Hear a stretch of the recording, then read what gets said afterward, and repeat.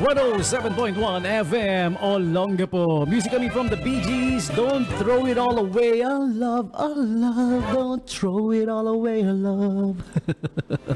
Alright, that song was brought to you by Angel's Pizza, Olongapo City. Hey, check out the Double Deal promo.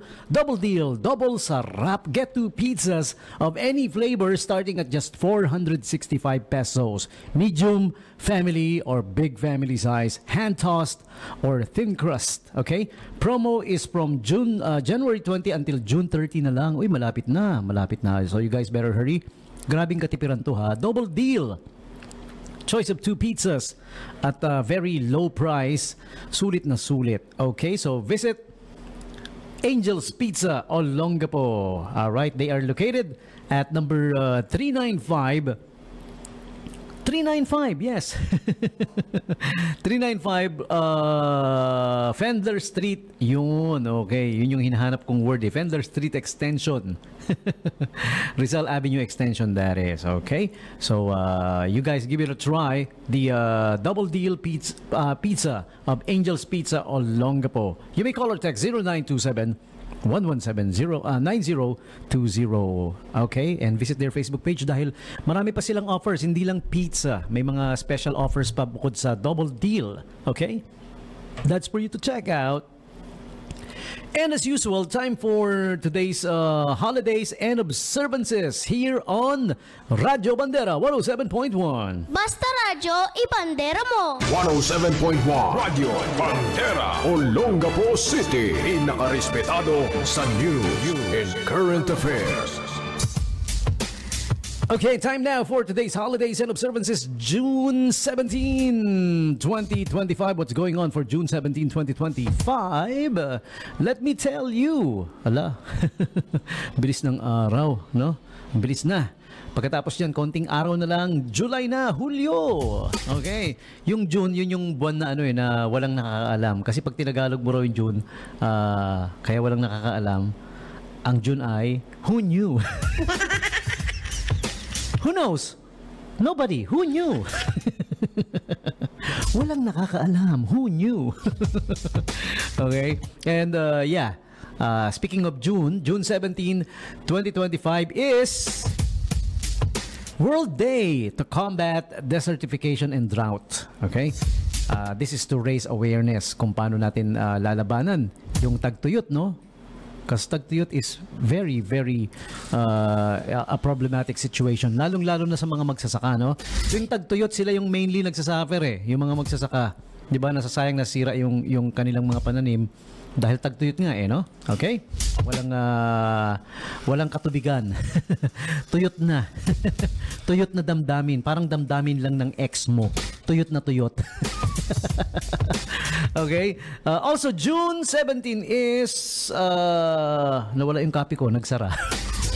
Buksan natin ulit. Ito. Diyan lang kayo, huwag kayong malikot. Today is the Garbage Man. Ayan, special tribute day para sa mga garbage man. Okay? Huwag nyo lang nilalang na basurero lang po. Huwag nyo nilalang yung basurero lang dahil kung walang basurero, syempre walang maghahakot niyan, di may ipon yan, di ba? Mangangamoy, magkakalat. Tapos yung mga aso, yung mga hindi tinatali ng amo nila, hinahayaang mag-roam yung aso, kakalkalin yan, di ba? Alright? Tapos ano mangyayari? Magkakalat, yung iba mapupunta sa kanal. O pag nagtag-ulan, di magbabara. Tapos sisisihin na naman yung gobyerno. Sabihin kasi, yung gobyerno kasi hindi naayos yung kanal natin eh. Kayo rin may kasalanan eh. Di ba?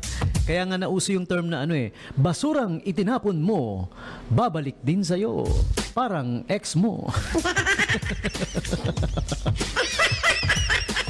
Okay, what else? June 17 is also World Crocodile Day. Alright, crocodile. This was created to raise awareness para sa yung importance ng crocodile in the ecosystem, di ba? Alam ko, baka sabihin nyo, naku, napaka-dangerous. May role pa rin sila kahit na dangerous yung mga animals. Lahat naman ng dangerous animals, may role sa ecosystem yan, di ba? May species that they keep in check, they keep in balance para hindi maging sobra-sobra sa populasyon. Just like the sharks. Grabe, alam niyo bang grabe sa dami yung populasyon ng seal sa buong mundo? Sea lions, grabe. And sharks, help them, keep in check. Yun lang yun, ganoon. Ayan, okay? May nagtanong sa akin dati, ano daw yung difference ng crocodile tsaka alligator? Madali lang yan. Ang alligator, yun yung parang patulis yung yung nguso. Diba? Napapansin nyo, yung alligator, tsaka mas maliit ang alligator mas nimble sila gumalaw. Yun, ganun. Ganun yung alligator. Parang patulis yung nguso. Yung crocodile naman, minsan nasa gobyerno. Minsan leader mo. Dek, kidding aside, crocodile. Mas natawa ako sa pagkasamid ni DJ Giselle Nasamid sa kinakain. Sa iniinom hinihigop na soup. Yung crocodile, yun yung yung mas malapad yung nguso, di ba? Okay. Yan. Tsaka alam niyo na, isa pa, pag alligator, pwede mong sabihin, see you later, alligator. Oh, di ba? Yung crocodile naman, pwede mong sabihin, crocodile, 1,000 mile. Ginawa ko lang yun Ayan. Okay, so those are today's holidays and observations.